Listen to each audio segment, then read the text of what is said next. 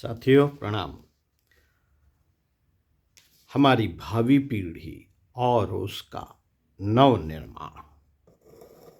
पुस्तक वाङ्मय 63, लेखक पंडित श्री राम शर्मा आचार्य, पृष्ठ 1.69 से पढ़कर सुनाते हैं। हम कहते हैं कि हम बुद्धिमान हैं।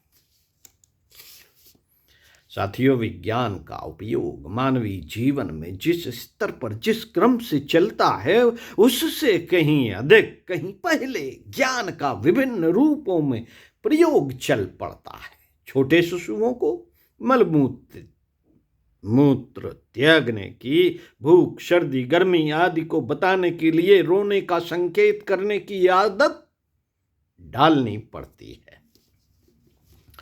इसके बाद भाषा ज्ञान का, अपने पराये का भेद करने का ज्ञान विकसित होता है। शिष्टाचार निर्वाह, समय का पर्याप्त उपयोग, आहार में रुचिकर अरुचिकर का वर्गीकरण, ग्रहण करने की मात्रा का अनुमान जैसी अनेकों जानकारियां अभिभावकों और परिजनों से प्राप्त होती रहती हैं। इन सबकी गंभीरता, आवश्यकता एवं उपयोगिता पर विशेष ध्यान नहीं दिया जाता। जो सीखा और सिखाया जाता है उसका अधिकांश भाग अनुपयुक्त होता है। यही कारण है कि अनुपयुक्त को चरितार्थ करते रहने के कारण बालकों में से अधिकांश बीमार पड़ते और बेमौत मरते हैं। आदतें आरंभ से ही ऐसी पड़ जाती हैं जिनके कारण सदा सर्वदा कठिनाइयों, आपदाओं का सामना करना पड़ता है। यदि शिशु पालन की, उनके विकास की सही जानकारी अभिभावकों, परिजनों में हो तो बच्चा विकास के क्रम पर सही रीत नीति से चलता रह सकता है। उसका शरीर, स्वभाव और विधि निषेध करने का निर्णय करने वाला मन सुसंस्कारी ढांचे में ढल सकता है। किंतु कठिनाइयां प्रत्यक्ष हैं। बच्चा अपने बलबूते ज्ञानार्जन कर नहीं सकता और जो सिखाने वाले हैं उन्हें इस बात का पता नहीं होता कि आरंभिक आयु कितनी महत्वपूर्ण है और उसके निमित्त किस अवसर पर किस प्रकार क्या सीखा और क्या सिखाया जाना चाहिए। संसार में प्रति मिनट हजारों बच्चे पैदा होते हैं, पर उनमें से कुछ ही ऐसे भाग्यवान होते हैं जो आहार से लेकर आदतों तक का सही आधार उपलब्ध कर सकते हों। कुछ ही ऐसे होते हैं। साथियों, इससे पूर्व शिशु प्रजनन की प्रक्रिया भी आंखें बंद करके चल पड़ती है। शिशु के आविर्भाव की यही क्षण है। बीज बोने से पहले खेत को उर्वर बनाना पड़ता है। उसके लिए खाद, पानी, निराई गुड़ाई, रखवाली आदि की अग्रिम व्यवस्था बनानी पड़ती है। शिशु उत्पादन से पूर्व उसकी जन्मदात्री का स्वास्थ्य, चिंतन, वातावरण, अनुशासन, आवश्यकताओं की पूर्ति प्रकरण, यह सभी बातें ऐसी हैं जिनकी सही और समुचित जानकारी न केवल जननी को वरन उसके संरक्षकों, सहायकों को भी इस प्रसंग में निष्णात होना चाहिए। इतना ही नहीं, इस अभिभावक परिकर के प्रत्येक सदस्य को,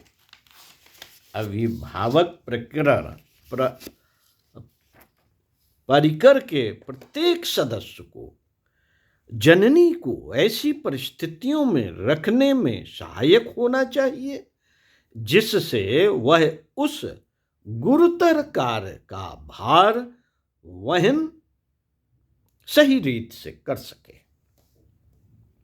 इस संबंध में अधिकांश परिवार एवं दंपत्ति नितांत ज्ञान में फंसे होते हैं। यही कारण है कि आकाश से बरसने वाले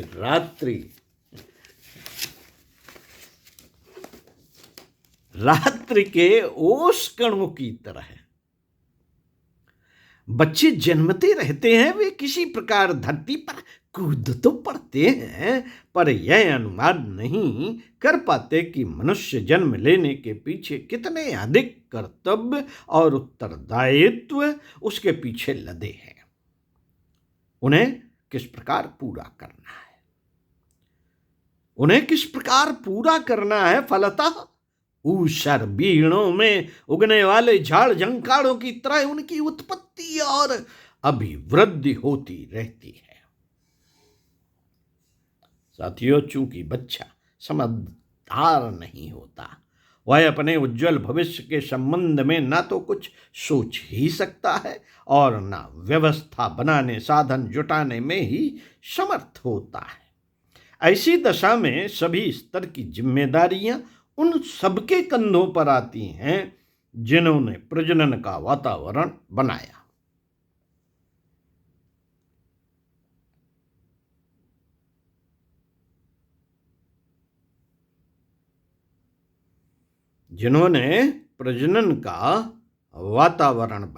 प्रोत्साहन या सहयोग दिया। यदि बड़े होने पर बालक अस्वस्थ, असंस्कृत, अनगढ़ स्तर का है तो उसकी जिम्मेदारी अभिभावक समुदाय की है।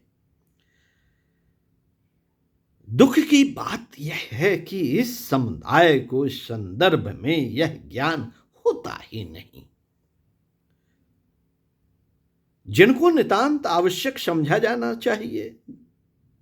इस संदर्भ में कोई सज्जनोचित शास्त्र रचा भी नहीं गया है।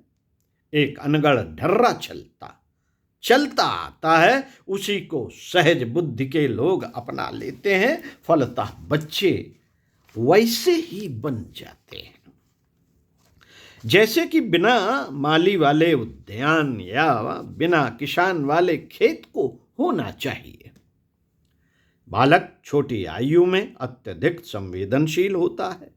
वह गर्भकाल से लेकर बोलने चालने योग्य होने तक व्यक्तित्व को विनिर्मित करने वाली अधिकांश विद्याएं हृदयंगम कर लेता है। संपूर्ण जीवन में वह इसी पूंजी के सहारे अपने व्यक्तित्व का परिचय देता है। व्यवसाय कुछ भी क्यों ना हो, पर दृष्टिकोण वही रहता है जो अल्प वयस्क स्थिति में अपना लिया जाता है, अथवा यूं कहिए जो अभ्यास करा दिया जाता है। उदाहरण के लिए कन्या और पुत्र के बीच बढ़ता जाने वाला भेदभाव, यह विभेद बालक या थोपा हुआ है। यह विभेद बालक पर थोपा गया है, थोपा हुआ है। उसे लिंग भेद के संस्कार आरंभ से ही थोपे जाते हैं। लड़के का सम्मान, लड़की की उपेक्षा, आत्म परिचय देने में स्त्रीलिंग वाचक शब्द विन्यास को प्रयुक्त करना, कपड़े स्त्रीलिंग वाले वर्ग के धारण करना, प्रसाधन, उपकरण, खिलौने उसी प्रकार के देना, वार्तालाप करते समय उसके भावी जीवन का निरंतर संकेत देते रहना, सहेलियों में खेलने देना, अध्यापकों द्वारा शिक्षण दिलाना आदि आदि बातों से बालक यह समझने लगता है कि वह मानव समाज में कुछ हे वर्ग का घटक है जिसे पराधीनता भरा जीवन जीना है। जो कमी रह जाती है उसकी पूर्ति नाक कान छेद कर, केश विन्यास का, कपड़ों का तरीका बदल कर यह विश्वास करा दिया जाता है कि वह पिछड़े वर्ग का प्राणी है। उसे यह सोचने का अवसर ही नहीं मिला कि वह पूर्ण मनुष्य है। मनुष्य में जो मनोबल पुरुषार्थ पाया जाता है उसकी वह अधिकारिणी है और अवसर मिलने पर उस प्रतिभा का सर्वतोमुखी परिचय दे सकती है जो किसी भी पूर्ण मनुष्य के लिए स्वाभाविक है। यदि ऐसी स्थिति रही होती तो नर नारी का वर्तमान दुखदायी हेयहीन विभेद वर्गीकरण न होता। आधे मनुष्य कैदी की और आधे जेलर की स्थिति में न रहे होते। दोनों वर्ग मिलजुल कर सहयोग पूर्वक काम करते, एक दूसरे का भार हल्का करते और मिलजुल कर साथी को आगे बढ़ाने ऊंचा उठाने का प्रयत्न करते। ऐसी दशा में समाज की स्थिति आज की अपेक्षा सर्वथा दूसरे ढंग की होती। समूची जनसंख्या समर्थ, सुयोग, सुसंस्कृत, सुविकसित एवं सुसंपन्न होती। ऐसे युग में यदि दूरदर्शिता अपनाकर अपने साथी के, बच्चे के, समाज के हित को गंभीरता पूर्वक समझते हुए प्रजनन की दिशा में कदम बढ़ाते तो निश्चित रूप से भावी पीढ़ी उस स्तर की ढलती जिसे सहज ही महामानव की संज्ञा मिलती। साथियों, इस लाभ से आज समूचा समाज वंचित है। इसका एकमात्र कारण है प्रजनन एवं शिशु विकास संबंधी विचारणा में गर्हित तत्वों की भरमार का होना। दूरदर्शिता, विवेकशीलता और तथ्यान्वेषी विचारशीलता को कहीं प्रश्रय ही नहीं मिलता। इतने महत्वपूर्ण आरंभिक विषयों पर ऐसी उपेक्षा क्यों बरती गई? इतनी महती आवश्यक की पूर्ति क्यों नहीं की गई? स्थिति पर पुनर्विचार क्यों नहीं हुआ? उपर्युक्त मार्ग क्यों नहीं खोजा गया? सही दृष्टिकोण अपनाकर सही व्यवस्था बनाने का उत्साह मानव मन में उत्पन्न नहीं हुआ? इन सब प्रश्नों का एक ही उत्तर है